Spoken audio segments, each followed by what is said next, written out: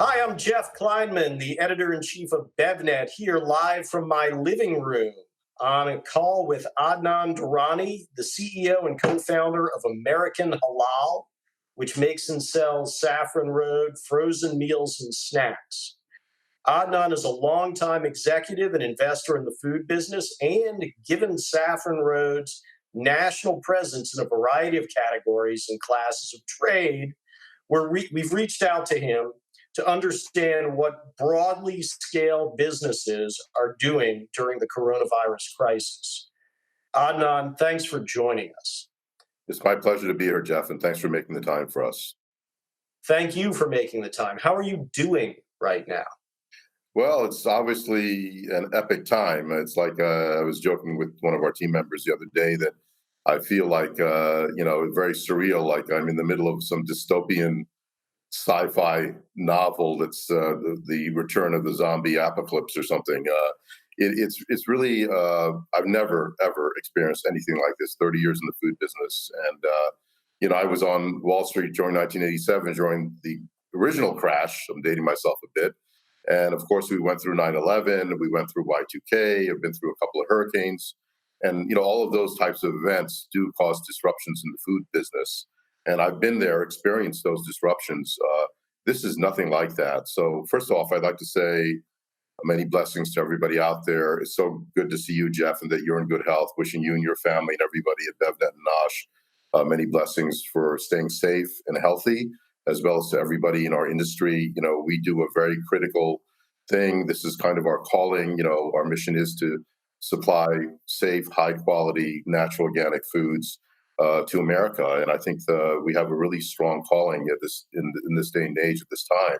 But we did go on, work from home with our whole team as of last week and this week, and probably continuing for a while. It's a very different type of setup for me. I'm not generally a work from home type guy. I don't necessarily promote that within our team. So initially, I was a bit apprehensive about it, and quite frankly, it's been amazing. We're using the Zoom platform to zooming to new frontiers, as I say, and we've been finding our workforce is working probably double what they used to when we were all in the office, mainly because of the kinds of stress and pressure this COVID crisis is putting on our production supply chain as well. But for us, it's been all good. We've been very blessed. I mean, it's kind of been interesting, and I'm very proud of what our team has done at this time. Thank you for that overall picture. Tell us about how it's affecting your manufacture. Sure. I mean, we sometimes they say it's better to be lucky than smart. So, a little over 2 months ago, myself and our team decided that we were going to beef up our inventories big time, just as a risk measure to be prudent, given what I thought at the time was going to be an escalating crisis. So we got real lucky. We literally increased our inventories by over 100% a couple of months ago. Where we normally carry 2 or 4 weeks inventory, we're carrying 2 months to 3 months inventory today. So we really benefited tremendously from doing that. When we first went out to our production facilities and asked them to go ahead and dramatically increase production, a lot of them were skeptical. Well, why are you doing that? And we said, just please follow these instructions, beef up the inventories, we'll cover the cash flow. And we did that. So, now that we're seeing sales soar at pretty much all our retailers, we've been able to supply that inventory, and we've actually continued to increase our production pipelines throughout our network. So for us, we're in kind of 3 temperature states and 3 categories. We're in frozen entrees, which is our beachhead. And then we're also now in shelf-stable entrees, in ambient meals, mainly in Costco, which has become a big pivot today because of the whole coronavirus hoarding going on. And then, of course, we're in the chickpea snack category with organic chickpea snacks in shelf-stable as well. So those 3 categories have been doing well, but the culinary side, especially the frozen, the shelf-stable meals, have been way beyond our expectations. Now, the shelf stable was a new introduction. Correct. I wonder, was there any thought of, well, we should pull back on this kind of innovation, knowing that we need to service our real core SKUs? It's interesting since we've done that on a different channel. So our ambient has been primarily in Costco or the club channel, and there it's just crushing it. It's doing extremely well, and it's a very high culinary item in terms of the quality and the culinary excellence that we put into it. So since we have a separate sales team that manages that, and it's a separate channel, that never really conflicted with our frozen entree meal business. But more importantly, we're really a meals company. When it really comes down to it, Saffron Road is about bringing joy into folks' homes with really high quality meal solutions.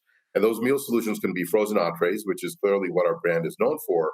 But our brand funnel fits so neatly with shelf staple meals as well that we found that especially the members in Costco recognize the brand from the frozen side, and that gives them the gateway to go in on the ambient side. So it really does kind of work. There's some synergy there for us, and luckily it's different production, factories, so it hasn't interfered with the growth that we've been having in frozen. Now, are you working with Comans who handle more than just Saffron Road? Yes, absolutely. So we have very strong redundancy protection, I call it. So we make sure the concentration risk is spread out. So we have several manufacturers of Comans for each category, and that way we always make sure that we can supply capacity. Now, there's been a surge in production need among a lot of brands right now. So, how are the Comans kind of parsing out line time? Yeah, very good question.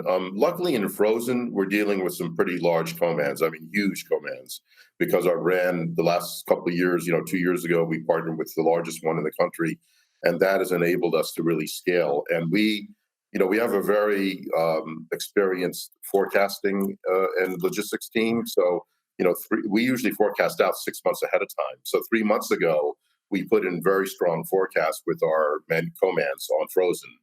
So they were able to step up. And the last month, we've gotten in front of this even more and told our frozen Comans, here's our schedule for the next 6 months, which is significantly higher than we were originally anticipating. So we've actually allocated, and they have too, guaranteed us that production. So as a result, we're first in line. We already have very strong inventories. So luckily for us, that's not really a big issue. And then on the shelf stable side, we're primarily doing it overseas. And there we have a strong partnership where we've locked up that production from overseas coming in. So the capacity's not been a huge issue so far. What about issues of shipping into the U.S.? Has that affected you at all? Yeah, that's a very good question. So that has been a concern. Some of our products are produced in India, and India yesterday shut down. I mean, Bombay, Right. New Delhi completely shut down, even the ports. Luckily, we have several containers on the water already en route, but that is a concern to us.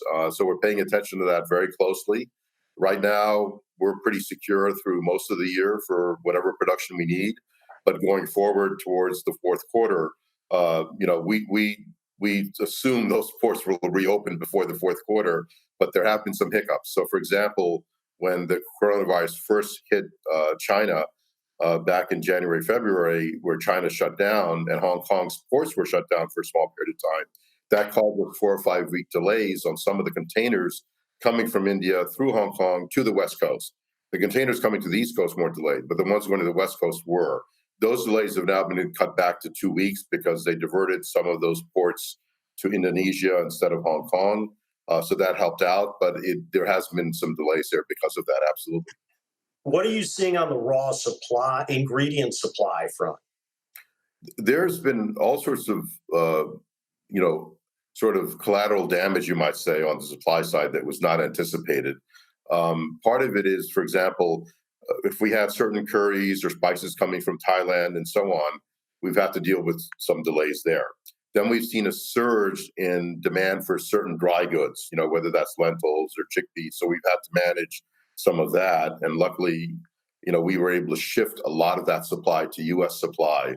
So where we can, we've been shifting, for example, some of the products we were getting from Asia, we're now getting from US. We made that decision a couple of months ago just to get ahead of the supply. And then some of the other products that, what we found was there were certain supply chains that were dependent upon manufacturers that were big into the restaurant and food service category. Right. Some of them are now really strained and maybe going out of business. So we have to shift into supply chains that could supply those products from other sources. But luckily, they were all domestic. So our team's been very nimble and reacting, very quickly. That's why it's a very busy time for us. But that has been one of the issues. One thing that we've done, I think, that I'd like to mention to other manufacturers they may want to look at is where we found where there's tight supply for certain ingredients. We're going to former suppliers of restaurants and food service where they've had a big drop in volume and going to them and say, hey, look, do you have these ingredients on hand? Or can you supply these ingredients? Because we know that you were supplying them to restaurants and food service. We'd like to take over some of those, contracts if possible, or some of those supply if possible. So that's been a nice shift for us incrementally, because we haven't had, most of our supply chains are pretty secure. So where we've needed items, we've gone to them for that. Now, if you're hacking together procurement like that, what are some of the best practices for brands that maybe just not ready to handle the open-ended scheduling aspect of this, i.e., they don't know when restaurants are going to come back online, right? And then also, how should smaller operators forecast when dealing with these kinds of accounts? It's pretty challenging, even for us, right? And we're in like 30,000 stores in all 50 states, and it's still very challenging. So what I would suggest is, and that's what we're trying to do too, is prioritize, okay?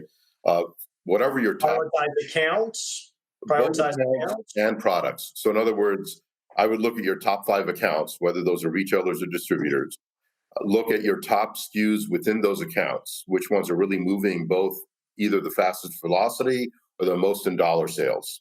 And focus on those, because that's where you're going to be able to get some buy-in from the retailers, because they also want to carry your best products, right? So this may involve, for now, putting aside some of the lower performing products and really focusing on the higher velocity ones, and then going to the retailers, going to the distributors, and trying to get more distribution of those, or more influence around those items, and then looking at your supply chain for those. And the second thing I would say is, look, if you're in different temperature states, look at the shelf life of some of those products, and the ones that have longer shelf lives err on the side of increased inventory. If your inventory is usually 2 to 4 weeks, take it to 2 months or a month and a half on the items that have over 1 year shelf life, because at some, we're all going through tremendous anxiety, tremendous disruption, but guess what? It will be over. Whether it's over in a month or 6 months, we don't know, but it will end. And when it does, there is going to be pent-up demand again. And so, this will be hopefully short-lived, meaning, 3 months or whatever. So if you err on the side of additional inventory, I think it might be a good risk to take. Are you finding that warehousing is available for this kind of thing, though? For this kind of extra inventory? Yeah, we haven't had major issues with the warehousing part. I've been hearing from colleagues that trucking rates have gone dramatically up. Luckily for us, 6 months ago, we locked our logistics operators into fixed trucking rates for the next year. So we're benefiting, from that, because there has been a spike in some of those logistics and common carrier trucks. So we are anticipating, however, delays because of that. And I think that some of the distributors need to step up. I mean, some of them are so mired in their algorithms, which are completely broken by this black swan event now. They need to throw their algorithms out the window, and they need to start thinking about how to bring some of the manufacturers' products in, because the shelves are empty. It's really bizarre. Like, you see the shelves empty at Whole Foods, and you know that, like for us, we're completely loaded up to the brim with inventory, yet it's not like Unify's coming to us asking to fill those shelves. So Unify and other distributors, I hate to call out names, but it's the truth. I think they're in meltdown. They're really not. They're probably dealing with some of the top vendors they need to supply those stores. But the problem is, and it's a challenge that I empathize with a lot of distributors with. It's not something I know the solution for, but a distributor has a finite amount of trucks. They have a finite amount of stores to go to, and they have a limited number of stops per store. And all of a sudden, when you get a surge like this, if they're only going to that store, twice a week or every day, and inventory's zooming every 2 hours out of that store, how can they put on more trucks and more stops and more stores to fill those shelves? It's a black box problem, and I think that's why they're trying to hire more drivers and get to those stores. So unfortunately, what happens, even to brands like ours, I would guess, and this is completely my anecdotal speculation, that they're probably focusing on those brands that are moving the highest velocity just to fill those shelves. So for example, if Whole Foods has 40,000 SKUs per store, they're probably just focusing on the top 2,000 SKUs, which is, I understand, but at the same time, they're missing out a tremendous amount of business were they able to put more trucks on the road. Yeah, and you're in an interesting state right now because frozen is all of a sudden turning at a lot higher rate than it used to. Is Absolutely. there a way for you to hack together, say, direct ship, or would that be in violation of contracts? Well, I think that's a conversation that we should have with the distributors. I will tell you that our direct business, like at Kroger, Walmart, HEB, is soaring, and we are supplying it. Our Walmart business is up. I mean, it's shocking how much it's up, and it's probably up 50% above our best projections. I mean, and I think one of the reasons for that, by the way, Jeff, I think there's been something very different in this crisis versus other crises that I've seen in my entire lifetime or career. And that is that, in previous crises, you saw, especially in frozen, the default was a rush for the belly fillers, whatever you could put in your Sure. freezer, because people were still going out to movie theaters. They were still going out to restaurants. They weren't eating frozen 5 days a week. They still had choices, but it was just a temporary blip. But this is very, very different. People are eating at home almost every day now. And if they're going to get frozen entrees, they're making much more discerning choices. So you have two big factors going on here. One is millennials, older millennials today, which are a big percentage of the demographic, especially natural organic, are a big part of what's going on in the frozen shelf as well, which wasn't there in previous crises. Secondly, because of the coronavirus, folks are really thinking about if they're going to eat at home that frequently, they want to make sure that it's a healthier option for them.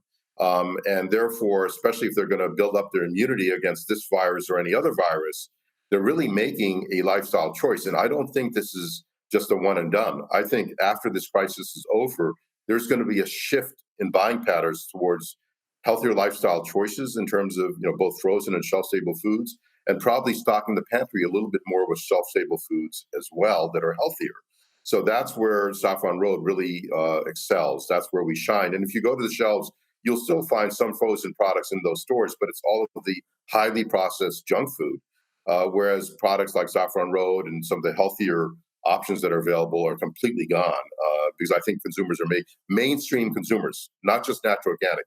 Mainstream consumers are making a healthier choice today than they did 6 weeks ago. So, one final question for you.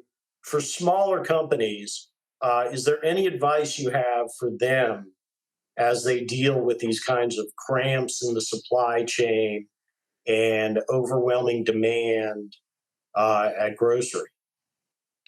Yeah, I mean it's a really rough time, and I feel for many of them, and I mentor some of them, and I think they just have to weather through this the best they can. I think the key is staying power. It would be great if they could get the attention of the distributors and the retailers to bring their product in directly and service the stores. But I think that would be unfortunately wishful thinking at this point, because there's such a squeeze on distribution and retail right now that to get their attention is just very hard.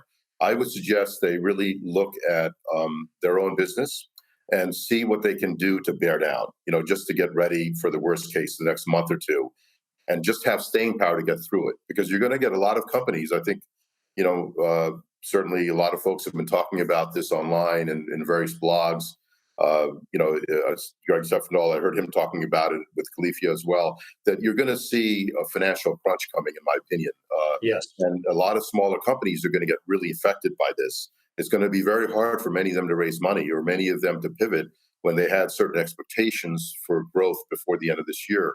So I would suggest they bear down, they make some really tough choices now, whether it's bearing down on some of their promotions or overheads to try to get in line with where they think the next 6 months is going to be. If they can take that medicine today, they're going to find that they're going to come out of this much healthier, towards the end of the year. All right. Hey, thank you very much for joining us, Adnan. Thanks for hopping on the call. Thanks for sharing your thoughts. I hope your team and yourself are managed to stay very safe during the next few months. Thanks a lot, Jeff. Many blessings to you and your team as well. Take care. Hey, thanks for watching. Hit subscribe and ding that bell.